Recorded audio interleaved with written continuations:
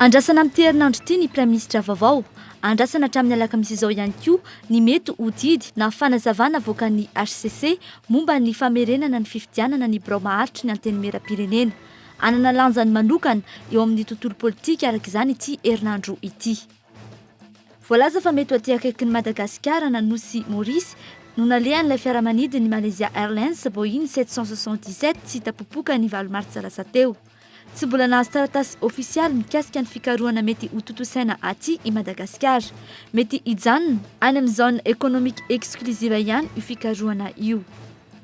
Henan-kisoa ny hena ireo mpanjifa ena-tsena. Taorian'ny tranga fanapozinana kisoa tany Imerintsiatosika, tsy misy afa-tsy ny 500 kisoa tonga eny amin'ny abatoara iray eny Anosisato andrefana sisa no vonoina isan'andro amatsiana ny tsena eto an-drenivohitra. Henan-kisoa amidy izay tokony andalo fitsarana indroa vao tonga eny amin'ny mpividy. Azy farany, Jamie Sparks sy Luke Birch, teratany anglisy nahavita tety ny faritra misy ny ranomasina Atlantika tao anatin'ny 450 andro teny ambony lakana, mirefy 227 kilometatra ny alavirana vitan'ireto lehilahy ireto tamin'izany. Anisan'ny voarakitra ao anatin'ny zava-bita miavaka ka nahazoan'izy ireo lahy ny diplôman'ny Guinness 424 ny farany herinandro lasa teo. Ny andindininy avy hatrany ary.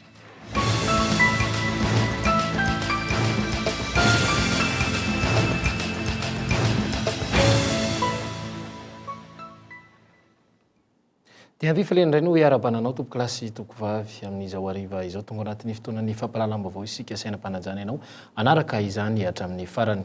Ny andindininy avy hatrany ary mahakasika indrindra ny dia ny filoham-pirenena aty New York ny alatsinainy moa amin'ny 1:00 maraina, izany hoe amin'ny 9:00 aty Madagasikara teo no noraisy ny Ban Ki-moon na sekretera jeneralin'ny firenena mikambana ny filoha Hery Rajaonarimampianina. Mbola ao anatin'ny fifampidiniana tanteraka izy ireo taloha kely ny fanombohany izao vaovao izao raha ny fanampim-baovao arahantsika ny fanadidina makasika izay.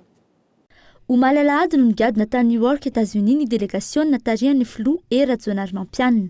Ny talehan'ny kabinetra ny fiadidinan'ny Repoblika sy ny mpiara-miasa amin'ny akaiky no miaraka amin'ny filoha mivady amin'ny didiany ity. Araky ny vaovao azo androany, noraisina tahaka ny filoham-pirenena rehetra ny filoha malagasy tany an-toerana. Isan'izany ny fanomezan'ny fanjakana Amerikanina, ny fiarakodia manokana sy ny garde du corps Amerikanina miambina sy manaraka ny filoha malagasy amin'izao fotoana izao.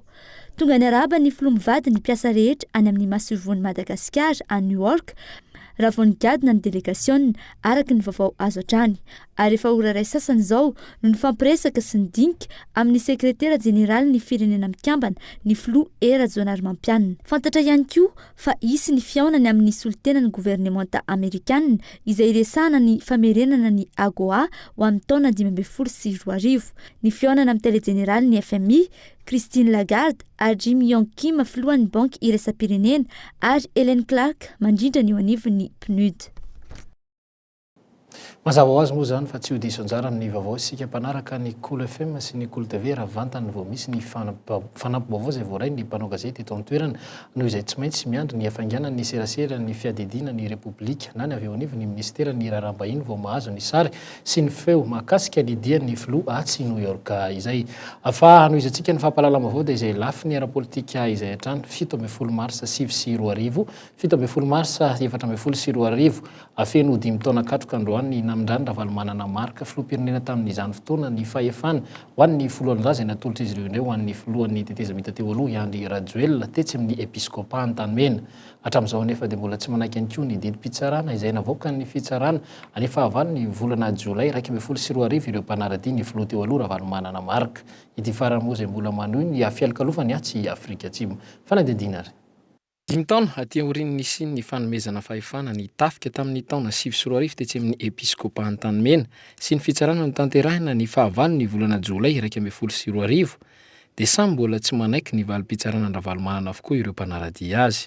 Raha ny fanazavana azo aza dia mbola madio tanteraka ny taratasy mahakasika ity filoha ity eo anivon'ny fitsarana. Taoriny ny alany teto Madagasikara nefa dia ndroso tamin'ny fitsarana ity farany ny fitondrana tamin'izany fotoana izany noho ny raharaha 7 febroary 2024 ka 5 no voaroroy niakatra teny amin'ny fitsarana ary nahazahoany sazy anterivozana mandrapahafaty. Ankehitriny ho an'ireo mpomban-Ravalomanana Marka ny anafoana ny sazy manameloka ity filoha teo aloha ity no vaindohan-drarany ankehitriny. Nambaran'izy ireo fa fitsarana politika no nisy ary tsy maintsy politika ihany koa no hamahana izany. Dia nisy ny didim-pitsarana izay mivoaka izay mbola marina hatramin'izao mbola tsy définitive les condamnations, tsy définitive io satria inona moa zany didim-pitsarana izay tsy natrehana zany hoe par défaut dia mbola manana ny zo rehetra izy entiny manarina an'izay na ny fanaovana ny fanohanana zany na opposition na ny fanaovana cassation izay mbola mandeha amintsika miteny zao. Tony aloha zany le ministre ny justice tamin'ny fotoan'androny izay tena tompona andraikitra voalohany tamin'ireny didim-pitsarana sy zavatra natao rehetra tamin'ny président Ravalomanana teo anatrehany fitsarana zay.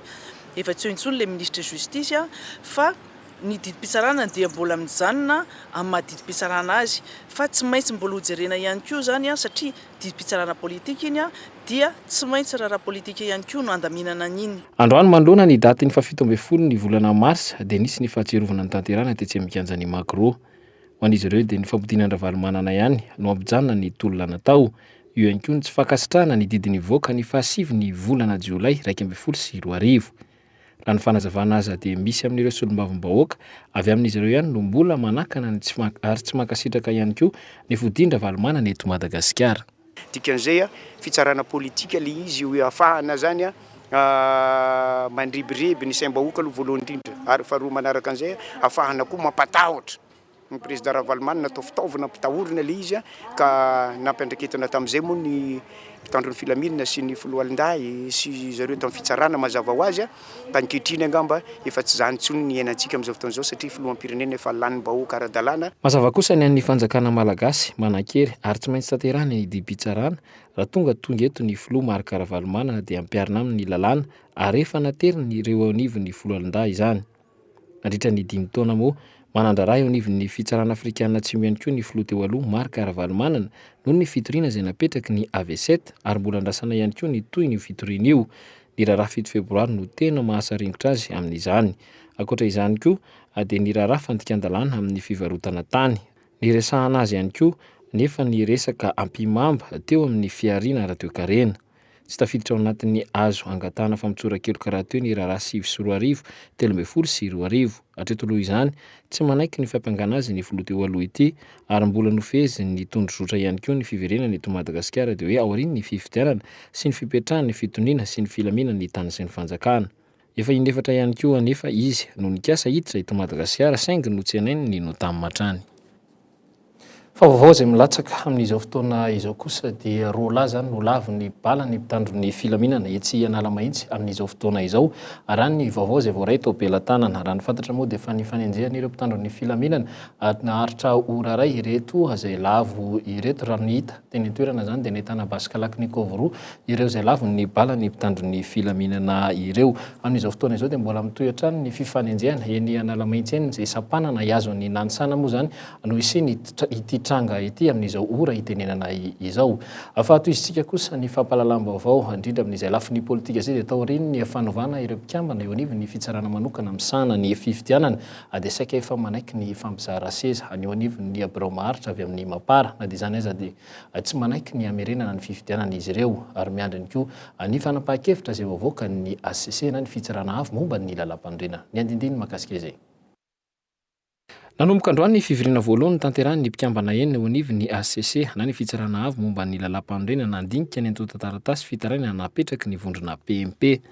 Raha ny fanadihadiana natao dia fantatra raha fa isan'ny noresahana ny momba ny famakina ny andininy fa 450 anatin'ny lalam-pandrenana.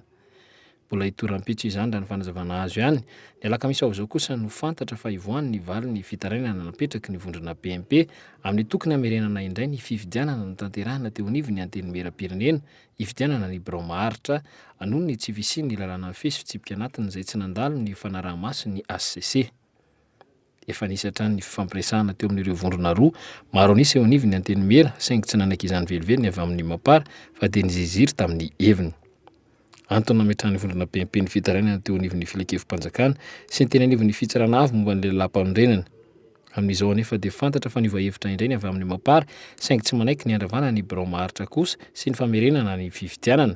Ho azy ireo dia ny fanotarana ny birao maharitra eo anivon'ny anteny meram-pirenena no tokony atao. Oui, marimaritra iraisana azo raisina tsara zany ane satria ne anivony eo antenimera-pirenena io dia mandeha mihitsiny hoe fanapaha-kevitra iambona na fifanantonana fifandaminana ka everiko fa raha izany no ampisan'ilay hoe fandaminana tsy misy akory izay maharatsy an'izany an'izany hoe fifanarahana zany mianitarana ilay hoe bureau élargi ao anivony antenimera-pirenena. Manoloana io mety ho fivoahany valiteny ACC io anefa dia saika efa nanamafy razana Masoa Kristina fa ho diso avy hatrany ny fitsarana avo momba ny lalam-panorenana raha tokana nanambara fa tsy manaraka ny lalam-panorenana ny fifidianana ireo bromaharitra eo anivony antenimera-pirenena. Etsakelan'izay isana tery ny mpahay lalàna imbika anakilay kosa nefa tamin'ny faraparany herinandro lasa teo fa mety hisy ny fanazavana faharoa avy amin'ny ACC momba ny 720 ao anatin'ny lalam-panorenana. Milaza nareo hoe règlement intérieur nampiasain'ny congrès de la transition no nampiasaina tamin'ny fifidianana ny bureau permanent ny assemblée nationale mila zavana mazava tsara hoe moa ave ny assemblée nationale sy ny congrès de la transition dia mitovy satria ny congrès de la transition zavatra assemblée législative marina fa tsy voafidim-bahoaka fa ny assemblée nationale voafidim-bahoaka everiko fa tokony règlement intérieur samihafa no mifeha anireo inty androm-pajakana anakiroa. Araka izany mety hanova zavatra maro eo amin'ny tontolo politika ankehitriny ity herinandro ity, rehany koa fa tsy maintsy hivoaka ny anaran'ny Premier Ministre. Eo amin'ny lafiny ara-toekarena kosa indray dia tsy misy afa-tsy ny 500 ny kisoa tonga eto amin'ny abattoir etsy Anosy zato andrefana sisa anovonoana isan'andro hamatsiana ny tsena eto an-drenivohitra taoriana ny tranga fanampozinana kisoa tatsy Imeritsiatosika. Tsy atokisan'ny mpanjifa intsony araka izany ireo kisoa amidy eto an-drenivohitra any ka mihena ny lanjan'ny hena lafo isan'andro. Nao marin'ny inspecteur sanitaire iray kosa nefa fa tsy maintsy mandalo fizahana indroa ireo kisoa izay vonoana ireo amin'ny abattoir etsy Anosy zato andrefana. Fanadadiany Aingomanitra sy Sitraka Arvonierson. Tsy misy ny tsena miayay ireo mpanjifa ka tsy mahasamy vidy hena kisoa taoriany ny trangany seho mikasika ny fanampozinana kisoa tany Imeritsiatosika tamin'iny herinandro iny. Vokany zara mahalany kisoa iray ity mpivarotra ity ao anatiny ray andro. Satria izay zao manana ara-dalàna tsara dia toy izao ny anay vita vizidy tsara toy ny entony dokotera mihitsy ny manome anay entony nefa ny tena mampalahelo anay na inenanay ary zao tsy mandeha tsony any amin'ny mangalatra nefa zay tsy mangalatra zay zany manana grossiste matanjaka mihitsy anefa ny tena nienanay zao tsy mandeha mihitsy. Fiatraikany tamin'le tsena dia lasa tsy nandeha mihitsy le tsena dia miaya be zany le olona hoe misy aretina le kisoa dia tsy nandeha mihitsy izy zay hatramin'ny isin'izay. Raha mampiakatra kisoa roa zay isan'andro zao teo dia lasa kisoa ray sisa raha tsy lanina intsony farivony andro. Ho an'ny eto Antananarivo, ireo kisoa amidy amin'ny toerana tsy ara-dalàna, izany hoe tsy amin'ny fivarotan-kena raikitra ny tena mampanany rehetra. Noho izany, malina ireo petsena. Ao ireo nampiena ny fanjifany hena kisoa, ao ireo nampiato izany, ao kosa nefa ireo izay mametraka ny fifampitokisana ka eny amin'ireo mpivarotra mahazatra sy azo antoka ihany izy ireo no mividy hena. Tsy maintsy mba mijerijery hoe aiza ny tena azo antoka dia nenay zao amin'ny mpivarotra azo antoka ihany zay mividy fa mividy ihany zay ka. Le mpivarotra azo antoka zany dia lefa mahazatra anay moa sady misy taratasy koa. Araka izany saika nitovitovy tamin'ny fitraikan'ilay fivarotana hena Tsovaly tany Frantsa ny fiatraikany ny resaka fanampozinana iny tamin'ny fihetsiky ny mpanjifa teto an-drenivohitra. Tsy misy fiatraikany amin'ny vidin'ny hena kosa nefa izany. Tsy ho an'ny eto amin'ny tsena ny Soamanatombo eo Anosy ihany no voakasika amin'ny fihenany hena lafo isan'andro fa saika manerina n'Antananarivo renivohitra. Ho an'ny etsy amin'ny abattoir etsy Anosy zato, ny henatra any amin'ny 500 ny isan'ireo kisoa vonoana isan'andro taoriany ny tranga fanampozinana kisoa tany Imeritsiatosika iny. Ireto kisoa ireto izao mbola miandry vonoana, kisoa izay avy any Bealalana. Ny be le isan'le kisoa vonoana isan'andro. Taloha zao firy dia lasa firy zao? Izy taloha isan'andro zany mahafaty eo amin'ny 9 isan'andro. Zao izy eo amin'ny 520 Manoloana an'izany no hamariny ny inspecteur sanitaire iray fa tsy maintsy mandalo fitsarana indroa ireo kisoa vao tonga eny an-tsena. Eo ny fitsiriana atao mialoha ny hamonoana ny biby sy ny fitsiriana atao rehefa voavoana ilay kisoa. tsy mitombina arak'izany ny filazana fa tonga teto andrenivohitra ireo kisoa matin'ny poizina ranonambarany tsy maintsy misy ny antota taratasy maro samihafa vo afaka miditra eto Antananarivo ireo kisoa ho an'ireo kisoa izay tafiditra eto amin'ny tsena anatiny azo ny mpanjifa tao ny mijery ny taratasy manamarina fa efa nandalo fitsarana ny hena sy ny estampie miloko manga na volomparasy amin'ny hena fepetra izay manamarina fa ara-dalàna ireo henan-kisoa amidy. Efa misehatra eto amintsika kosa ankehitriny ny fifanakalozana ara-baritra iraisam-pirenena. Eritaona moa taorian'ny jirony dia mahatratra 20 ireo mpikambana ao amin'ny manerana nosy mpanarapa-matsy vola tompon'ny orinasa hatramin'ny mpamboly sy mpiompy no tena voakasika izany ka itao Andriatsilava. Endrika hafa indray no isehon'ny fifanakalozana ara-baritra ankehitriny. Afaka mifanerasera mivantana amin'ireo mpandraraha manerana izao tontolo izao ireo mpandraraha malagasy. Sehatra iray azo ifanakalozana ireo mpandraraha sy ny tompona orinasa samy malagasy ihany koa. Misy fepetra takiana ahafahana miditra ireo mpikambana raha nambaran'ny tompona andraikitra. Kasika ny hoe client zany raha ny tena marina aloha dia opportunité d'affaires zany no offrenay ho an'ny mpandraraha malagasy. Zany hoe mitady zany zahay olona hanokatra société de courtage eto Madagasikara manerana Madagasikara mihitsy fa tsy hoe eto Antananarivo ihany manokatra ny société de courtage io ilay olona dia ireo olona ireo indray zany no mirecruter trader na investisseur ampiasa vola eo anivon'ilay plateforme izay misy ny produit rehetrarehetra afaka amidy sy vidiana. Ny tombotsoa dia tena lehibe dia lehibe ary tena goavana tokoa satria raha ohatra misy investisseur anankiray mpanambola anankiray mampiasa vola miditra eo anivon'ilay plateforme mividina mivarotra produit eo anivon'io plateforme io dia eo ihany izy zany dia efa afaka mahita hoe mahazo tombony arakarak'ilay serasera izay nataony talohany idirany tamin'ilay fivarotana na ilay fividianana ny entana. Ireo mpandraraha sy mpampiasa vola araka izany no tena azo tombona amin'ity boursa Madagasikara ity. Mangarara teraka ny fifanakalozana raha ny fanazavana azo. Ilay izy aloha tsy misy resaka arnaque tonga dia tsy pihako mihitsy ilay hoe arnaque satria ao anatina transparence tanteraka ny société Mex Madagasikara nahazo agrément ihany koa izy ahita amin'ny fanjakana. Ny logiciel ihany koa izay ampiasainay dia logiciel izay avy any ivelany ihany no nampidirina teto Madagasikara ilay izy manaraka ny fepetra izay fenitra izay takin'ny fanjakana malagasy ihany koa. Vaovao ho an'ny mpandraraha sy mampiasa vola ny fisian'ity marché boursier eto Madagasikara ity. Na izany aza tanjona napetraka ny mba haharetana izany ary koa ampiroborobo ny toe-karena eto amintsika ka hitondra any amin'ny tena fampivoarana marina. Makasika ny vatsim-pianarana kosa dia tsy mbola tonga androany teny ampelantanan'ny mpianatra eny Ankatso ny vatsim-pianarana efa bolana raha toa ka efa mpianatra maro no nanantena izany. Raha tsy ivina moa dia tamin'ny asabotsy latsa teo no nanao fanambarana ny avy ao anivon'ny ministeran'ny vola sy ny teti-bola makasika ny fanomezana vatsim-pianarana 2 volana. Miandry fatratra ny fahatongavan'izay vola izay araka izany ireo mpianatra eny Ankatso. Andriana Johnson. Amanjatony ny mpianatra ety Ankatso no nanantena handray ny vatsim-pianarana 2 volana izay nambaran'ny ministry ny vola sy ny teti-bola tamin'ny asabotsy teo. Herinandro taorian'ny fanambaran'ny mpianatra fa anao hetsika izy ireo raha tsy tonga izay vatsim-pianarana izay ny valiny fitakiana. Na izany aza hatreto mbola tsy tonga eo ampelantanan'ny tompona andraikitra eo anivon'ny fampianarana ambony izany vola izany. Raha ny vaovao voaray androany dia tokony androany no azon'ny universitén'ny Fianarantsoa izay vatsim-pianarana izay.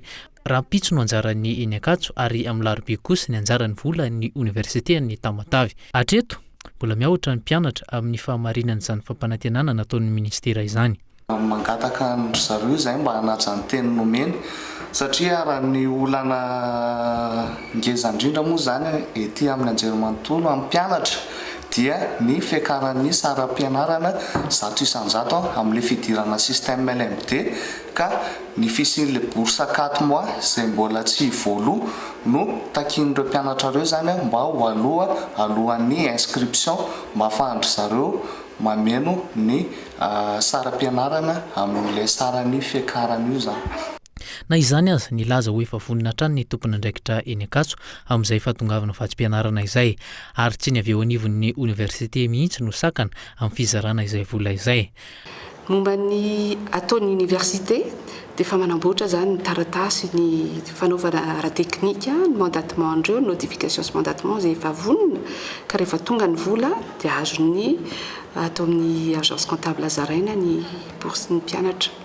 Ho avy koa ny 2 volana ambiny tamin'ny taona 2013. amin'izomao avy izao no fantatra fa andray fanapahan-kevitra mpianatra ety Ankatso miankina amin'ny fahatongavana na tsia an'ireo vatsim-pianarana voalaza ministeran'ny vola sy ny teti-bola ireo. Efa mifandray akaiky amin'ny oniversite any amin'ny faritra izy ireo manoloana ny zava-mitranga. Ny fiakaran'ny sara-pisoratana anarana no tena antony mampikaikaiky ny mpianatra noho ny tsy fisian'ny vola. Raha ny sisy ondresaka mandeha nefa amin'izao fotoana izao dia tsy mitovy izay sara-pianarana izay ho an'ny oniversite eto Andrenivohitra sy ny oniversite any amin'ny faritany. Tantara mitohy. Mahakasika kosa ny mbola tsy fahitana ilay fiaramanidina Boeing 777 ny Air Malaysia dia mbola tsy nahazo taratasy ofisialy i Madagasikara mahakasika ny fampahafantarana fa isy ny fikarohana ny ilay Boeing 777 sy 700 ny Air Malaysia amin'ny ranomasimbe indiana raha nambara ny ministera ny fitaterana. Vaovao moa izay nomarin'ny loharam-baovao iray ihany koa avy ao anivy ny ACM na ny Aviation Civile de Madagascar. Tombana ihany izany raha ny fanazavana nomena malalaka ny fikarohana tao raha toa ka tafiditra ao anatin'ny zone économique exclusive anohana tanterahana izany raha nambara ny komanda ny tafika an-dranomasina. Fanadidina. Tsy fantatra treto na rendrika na efa tafapetraka any amin'ny seranam-piaramanidina no any ilay Boeing 777 any Malaysia Airlines tsy tapopoka. Tombatombana ihany ny vaovao misy amin'izao satria mbola tsy nahitana prova maripotitra na ny sidina nataon'ny fiaramanidina Malesiana tamin'ny faritra nahitany zanabolana sinoa vaingan-javatra tombatombanana fa apahany amin'ilay fiaramanidina aza tsy nahitana vokany. Taorian'ny fanadihadiana natao isan'ny toerana vinavinaina fa misy ilay fiaramanidina ny faritra ao amin'ny ranomasimbe indiana. Voatontonona amin'izany ny toeram-pamaharana ao Diego Garcia tsy mitombina izany raha nambarany General raha mandinika ny hoe teknôlôjia avolenta misy amin'izao fotoana izao reny karazana zanabolana mivizivizy jeroa eny amin'ny abakabaka reny amin'ireo firenena matanjaka maro dotra mba malasa ny eritreritra malasa fisainana mihitsy hoe tsy ahitana azy satria reny zanabolany reny eny ka mahita tamin'ireny hoe sambo miletika sous-marin reny na firy metatra any ambanin'ny ranomasina any dia hitandry zareo zay ny tena malasa fisainana mihitsy ary le fiteneny hoe tena tsy fahitana azy ohatrany lasa mametraka ahiahy hoe misy fomba hafa ndray ve ataona firenena matanjaka anankiray zay hoe isan-kanana tsy ahitan'ny zanabolana na tsy ahitan'ny karazana teknôlôjia avolenta zay ampiasana amin'izao fotoana izao satria misy manko ren'le karazana roplanina amerikana reny le hoe tsy hitana radara ohatra ny amba heritreritra fotsiny ary raha hoe heverindrareo fa lasa ty amin'ny ranomasimbe indiana indray le izy dia vao maika mampieritreritra be mihitsy satria raha ohatra ka andeha ataontsika fotony hoe mandeha mankaty zany Diego Garcia zany eny ka toeram-pamaharany amerikana vao mandalo miseratserana eny ianao dia fahitany raha andeha amin'itony hoe Îles Éparses tony efa manana ny teknôlôjia avolentany anaraha maso any zavatra misy any. Fahadranmasina mirefatra any amin'ny 7 sy 4 mails hatramin'izao no efa nanatanterahana fikarohana. Vinavinain'ny États-Unis sy Chine ary Japon anatanterahana fikarohana ihany koa etsy amin'ny ranomasimbe indiana. Fiaramanidina 730 sy 140 no isana izany raha ny vaovao nangon'ny Reuters. Mbola tsy fantatra na voakasika amin'izay fikarohana tao izay ny fahadranmasina anatin'ny Madagasikara. Arakarak'ireo fahadranmasina ireo zany no ahafahana milaza hoe inona no fepetra tokony miatra na tokony ampiasaina. Raha sambo miaramila indray izy na hoe bateau de guerre na navire de guerre ozy ny filaza dia tsy dia hoe misy fepetra be ihany koa fa ara-pomba fahalalam-pomba zany dia le firenena vahiny zay hiditra eto amintsika nandalo ato amin'ny eau territorialtsika dia mampilaza kosa nefa hoe andalo ao amin'ny eau territorialnareo zahay. Io le eau territorial io zany araky ny convention des Nations Unies sur le droit de la mer dia tsy tokony ohatra ny 220 km farafabetsany miala avy aty amin'ny sistany zany. Nambara ny fa malalaka ny fivezivezena sy ny fikarohana tao raha tafiditra ao anatin'ny zone économique exclusive no anatanterahana ny fikarohana. Ho an'io faritra io ny jono sy ny fitrandrana ny arem-pirenena malagasy toy ny solika ihany no ilana fangatahana fahazahon-dalana. Mikasika ny fikarohana ilay Boeing 777 any Malaysia Airlines firenena 520 amin'izao no manatanteraka ny fikarohana. Mbola tsy nahazo fampilazana ofisialy momban'izany kosa i Madagasikara na dia isika aza no nosy lehibe indrindra eto amin'ny ranomasimbe indiana faritra izay anaovana fikarohana. mipetraka amin'izao ny aya fa efa tafapetraka ilay fiaramanidina izay tsy hita tampoka ny valomarsa farany teo ary ampiasaina anatanterahana asa fampirorohona araka ny tatitra nataony filohan'ny komisiona misahana ny filaminana anatiny Amerikanina raha ny vaovao iray androany. Vaovao ny trangam-piarahamonina kosa dia mangingina treto ny fanadihadiana mahakasika ny rarabomba sy ny grenady tetsidero nanomboka ny 2020 ny volana janoary lasa teo. Raha tsy ahivana moa dia nafatesana ankizy roa ny bomba izay nipoaka dia tsy anosy matimaty fahatany ve ireo rola kely ireo etsakila mbola tsy miasa hatramin'izao fotoana izao ny ray aman-dreny ireto maty ireto asa izay nampanantenainy ny ministeran'ny mponina nanao ahoana kosa ny fiainan'izy ireo mianakavy kely fanadihadiana nandrianina Ra Johnson. Teo petrapetrahana teo tokotany no tratranainy ireny Andrisikevina. Izy roa lafarany reto izay maty tamin'ny fipohan'ny bomba tetsy anosy. Mbola tsy miasa izy mivady raha nanambarany. Etsakilany matahotra ny verina ivaritra eny anosy izy mivady taoriany ireny tranga ireny. Mitamberina ao an-tsainy ity vehivavy ity foana ny zavan-tranga ka votona lelo hatrany izy raha vao miresaka n'ity tranga fampiroroana namoizany zanany ity. Na izany aza nampandroso anay izy mianakavy kely ary nanararotra ihany koa nampita hafatra. Za zany ny fangatako dia fandraisana fandrakana ndraikitranay mihitsy satria izay amin'izao tena sahirana. Za mbola manana zanaka kely mianatra amin'izao nefa za tsy anasa dia zanako nanoko lazy nisy ny goteany io raha tsisy nofatranay ato nefa izay tsy mivarotra tsy manino. Efa nisy natota taratasy nomanin'izy ireo momba ny asana mpanantenain'ny ministeran'ny mponina azy ho an'ilay ray-mpianakaviana dia ny ministeran'ny fahasalamana no voalaza fa ampidirana azy asa. Dossier natao zany ndray nosoratany tamin'ilay taratasy kely iny moa hoe fiche vert tany amin'ny imprimerie nationale dia casier judiciaire dia position militaire dia nisy an'ireny fiche nalaina tery amin'ny imprimerie nationale ireny moa maromaro dia izay nefa naterina tany efa amin'ny fianona teo dia efa naterina teo andry zareo teny ministère teo Mboda. Rovinany hoe hanao contrat? Mbola tsisy resaka hoe contrat mihitsy zany fa hoe mampiantsatra zareo raha fa hoe anona zay ny afatsandry zareo tany. Sahirana ara-pivelomana araka izany izy mivady ireto noho ny tsy fisian'ny vola metitra ao tokantrano. Fanantenana lehibe ho azy ireo kosa no hoe tafiditra ho mpiasam-panjakana. Ny vehivavy raha teo tsy mbola afaka mihetsika firy noho ny tanany mbola tsy sitrana hatramin'izao. Tsy misy ny vola ento mitsabo ka dia mionona amin'ny otra fotsiny izy ireo. Ataty nge tananao e? Ato misy an'ilay fanabezana izy? Non. Hitanao i zava-tsy io? Reo. Tere. Hitanao i? Ny vadin'ity ramatoa ity no mikarakara ny asa aman-draharaha rehetra. Raha ny fanadihadiana natao dia any amin'ireo fianakaviana akaiky izy mivady no mitady izay hohanina isan'andro. Miandry fatratra ny fiavian'ilay asa nampanantenaina azy izy ireo. Zay zany mivarotra dia izay atombarotra kely namezana sakafondry zareo satria amin'ny zareo ilay tsy mbola manana asa io. Tokony karakarain'ny zareo satria na ilay zanaka kelindry zareo mianatra ara dia mety ho tapaka amin'ny fianarana satria ny ankolazin'ilay zazakely. Tsy mbola misy mangenona kosa hatreto ny toy ireo fanadihadiana mahakasika izay nahavanin-doza nanao ireny bomba sy grenady ireny indrindra fa ilaina faty olona teny anosy ny hariva ny fianonyanan'ny filoham-pirenena. Raha ampitso kosa no fotoana nomen'ny avy eo anivon'ny ministeran'ny mponina ny mpanao gazety eto Ambokolо hanazavana izay asa ho an'izy mivady izay. Afananao etsika kosa ny mponina eny amin'ny manodidina ny avato nitrangan'ny toerany erinitsangan'ny loza ny farany herinandro teo lozam-pifamoivoizana moa izay namono nahafaty olona 3 misy 7 moa no voadona tamin'izany noho ny fifanenjehan'ny taxi be izay resevera no nitondra ity farany fanampanazavana sy fanadidina hoentiny Zora Kotondre. Loza miverimberina loatra, fandehanana mafy, tsy fanajana-pandeha, fa indrindra fanaovana andrakandrana ka fampitondrana resevera na mpamily vao mianatra raha ireny fiara fitateram-bahoaka ireny. Naneho ny heviny tamin'ny alalan'ny sora-baventy sy ny fanaovana fihetsiketsehana teto anoloan'ity toerana nitrangany loza ity ireo mpianatra, mpampianatra sy olona maro manodidina tety. Izahay solotenan'ny sekoly Voltaire eto Maimbahoaka sy ireo ray aman-dreny mpanabe dia mangataka izao fitarainana izao amintsika tokona ndraiky fa isan'ambaratongany mba hijerevana ny fitaterana satria ny zanakay dia mivezivezy eto maraina atoandro hariva nefa ny taxi be ny vato tompo dia tena tsy mitsinjo an'ilay ankizy kely mihitsy fa dia mirimirimo fampidepasy ny ohatran'izany.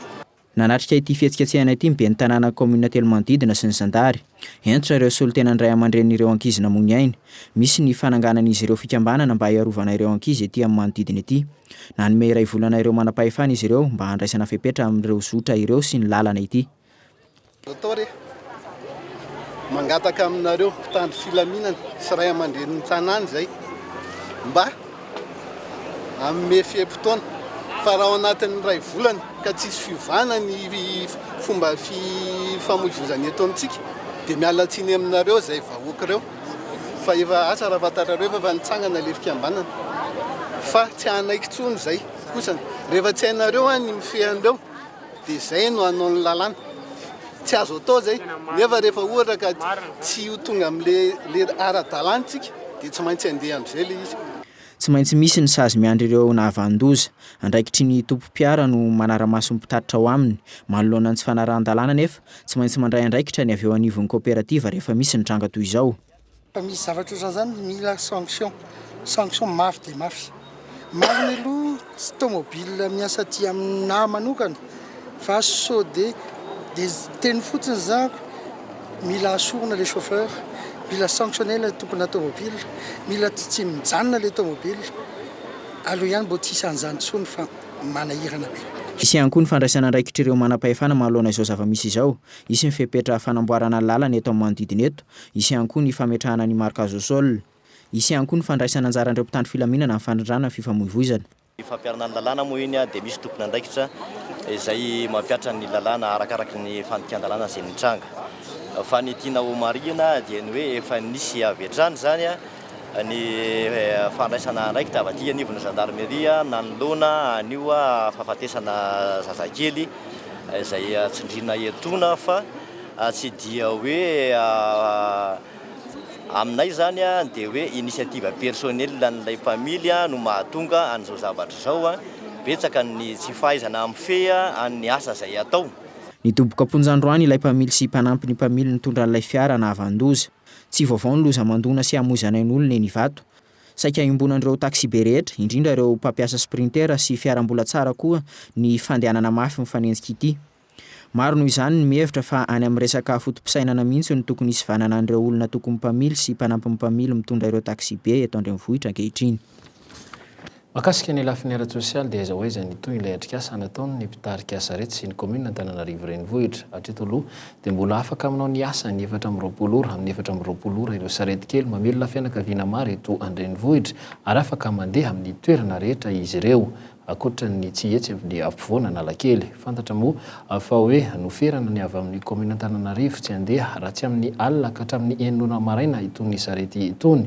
tsy leken'izy ireo kosa izany ary mbola miantona ny famidiniana mandra-piandry izany ary dia manao accident ihany koa ny sarety ireo matetika tahaka ny nitranga dia tsy mamasina androany folakandro nifatratra tamin'ny fiara tsy mataho-dalana izay nijanona manoloana ny banky akaiky ny Sainte Famille Mamasina ny sarety iray tsy nisy naratra saingina hitana fa sy mba nabetsaka kosa ny sisiny avy amin'ilay fiara voadonina ilay sarety ireny kosa dia tsy misy fiantohana no maro amin'izy ireo ka mahatonga ny fahasarotan'ny filazana hoe iza ny diso ary iza ny manao inona amin'ny tranga sy ny loza tahaka izao toizantsika ary ny fampahalalam-baovao indrindra mahakasika ny lafiny sosialy izay hatrany eo amin'ny sehatra iraisam-pirenena moa latsaky ny iray isan-jato ny tolotra eran-tany sisa notolotra kafe avy amin'ny Madagasikara na izany aza dia mbola tena raiky tapisaka amin'ny andavanandron'ny malagasy ny fisotroana kafe mahatratra 503 hatramin'ny 400 ny kilaon'ny kafe eny an-tsena ankehitriny ary 400 kosa moa ny ranony amidy eny amoron-dalana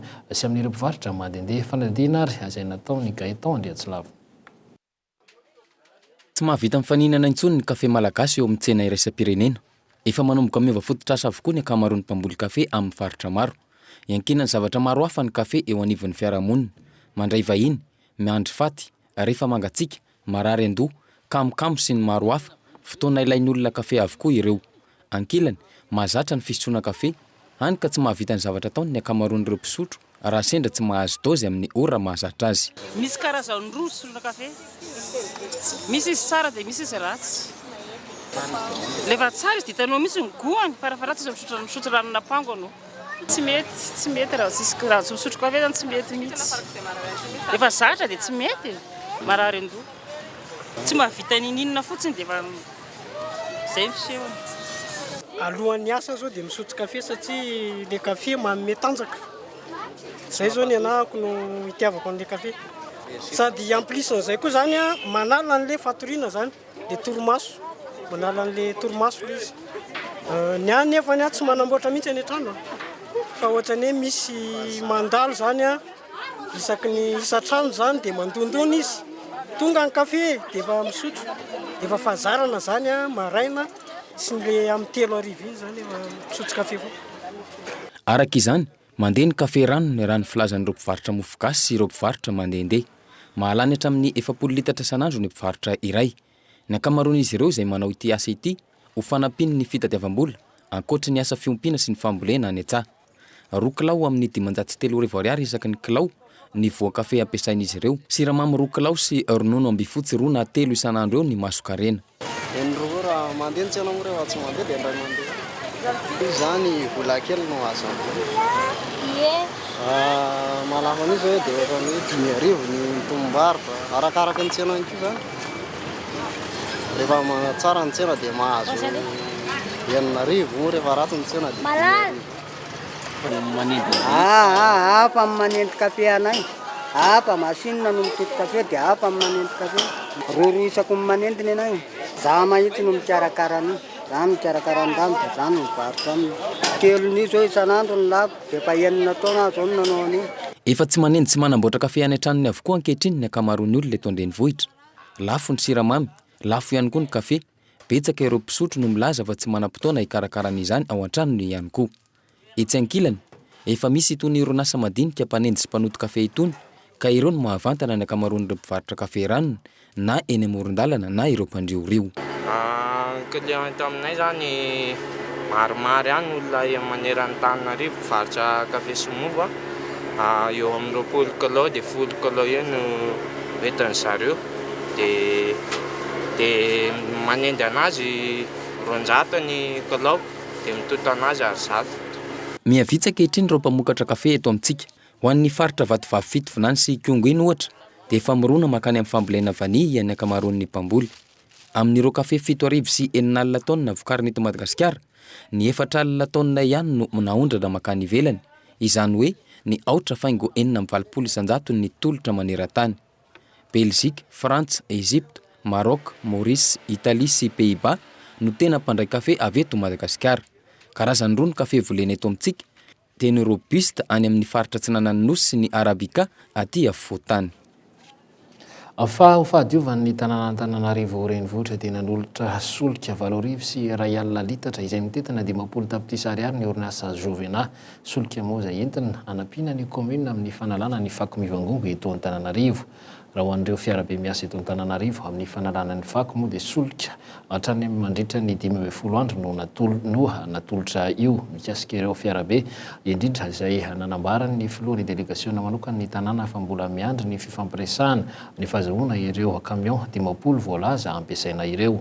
Notanterahina androany moa ny fifanarahan'ny ny commune Ambonivohitra Antananarivo sy ny orinasa Jovena mahakasika izay. Ny andindininy ary. Efa hitanareo zany mandeha tsikelikely eo dia nafinaritra amin'le natonyreto zany mba manampy anay le izy amin'ny lasante zany entina miasa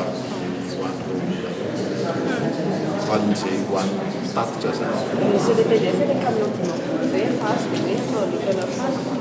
Mbola tsy azo.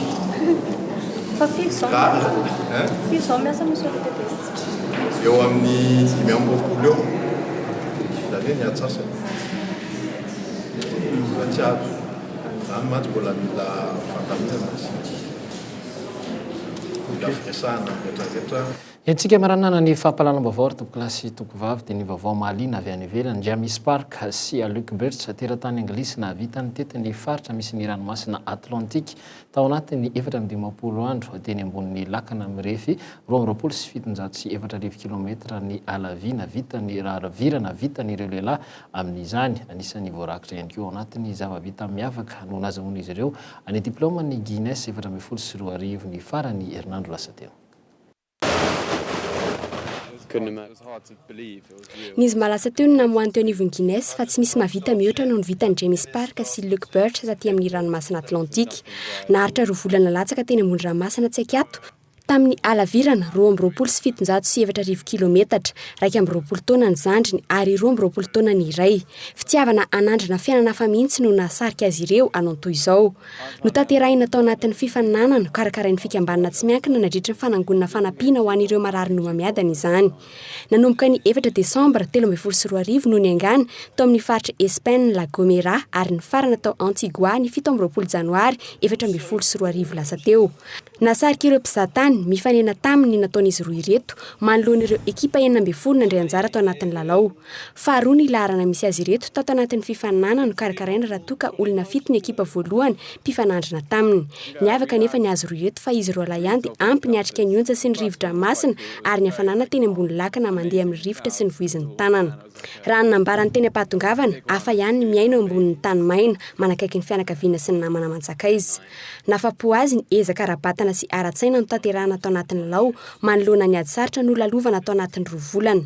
Mitentina 7,700 ny vola noraisin'izy ireo tamin'ity fandraisana anjara ity, tsy ny fanomezana raha nambarana ny zava-dehibe fa ny finiavana anao zavatra ka nahavitany izany hatramin'ny farana dia teo aza ny olana teknika izay nijanona adiny 2 teny ambony ranomasina i Shilton tao Londres. Ny vokatry ny atopatopan'ny ranomasina tsy teneny mitsony. Mahery ny 4 bolana no nanomanina izao anjo niarahana izao. Sakafo maivana sy azo tehirizina no nentina miampy fanafody maivana. Tsy kilalao toy izao fa azo angalana anatra ny amin'ny hoe ilaina fikirizana ny tanjony indray rehefa tiana ho tratra. Mety afinaritra ihany koa ny ahena na ahindra iandro hoe misy malagasy mahavita mihodina ny Madagasikara tamin'ny lakana noho ny tanjony iray entina hitondrana sary na afatra tiana ampitaina amin'ny piraitandrazana. 54 days, 5 hours, 56 minutes and 26 seconds. Adinany koa antsika maranana ny fampalalam-baovao tamin'ny Thierry ty tompoklasy tompokavavy ankasitrahana ianao nanaraka izany hatramin'ny farany dia mametraka ny veloma mandrapitafa mandra-peo anary ho amin'ny hirampitso indray.